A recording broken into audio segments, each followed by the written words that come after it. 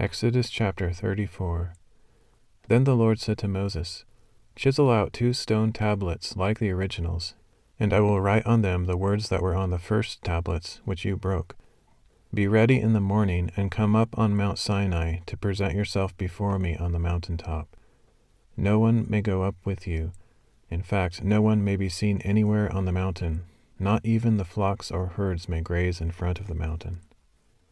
So Moses chiseled out 2 stone tablets like the originals. He rose early in the morning, and taking the 2 stone tablets in his hands, he went up Mount Sinai as the Lord had commanded him. And the Lord descended in a cloud, stood with him there, and proclaimed his name, the Lord. Then the Lord passed in front of Moses and called out, the Lord God, is compassionate and gracious, slow to anger, abounding in loving devotion and faithfulness, maintaining loving devotion to 1,000 generations, forgiving iniquity, transgression, and sin.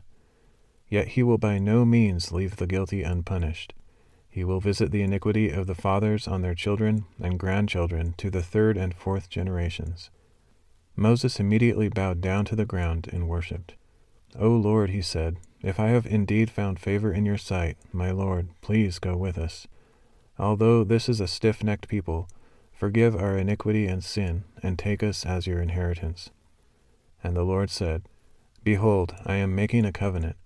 Before all your people I will perform wonders that have never been done in any nation in all the world. All the people among whom you live will see the Lord's work, for it is an awesome thing that I am doing with you. Observe what I command you this day. I will drive out before you the Amorites, Canaanites, Hittites, Perizzites, Hivites, and Jebusites. Be careful not to make a treaty with the inhabitants of the land you are entering, lest they become a snare in your midst. Rather, you must tear down their altars, smash their sacred stones, and chop down their Asherah poles. For you must not worship any other god, for the Lord, whose name is jealous, is a jealous God.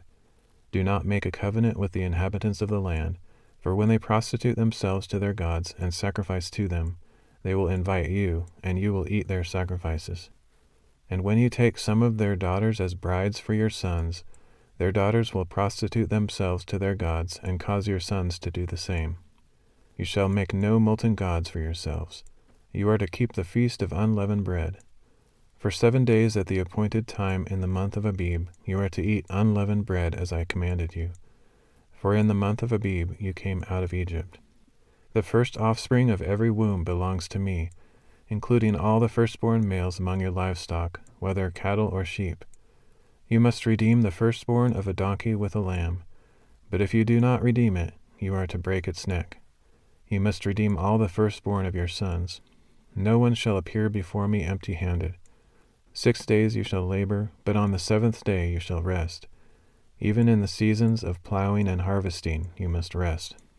And you are to celebrate the Feast of Weeks with the first fruits of the wheat harvest, and the Feast of Ingathering at the turn of the year. 3 times a year all your males are to appear before the Lord God, the God of Israel. For I will drive out the nations before you and enlarge your borders, and no one will covet your land when you go up 3 times a year to appear before the Lord your God. Do not offer the blood of a sacrifice to me along with anything leavened, and do not let any of the sacrifice from the Passover feast remain until morning.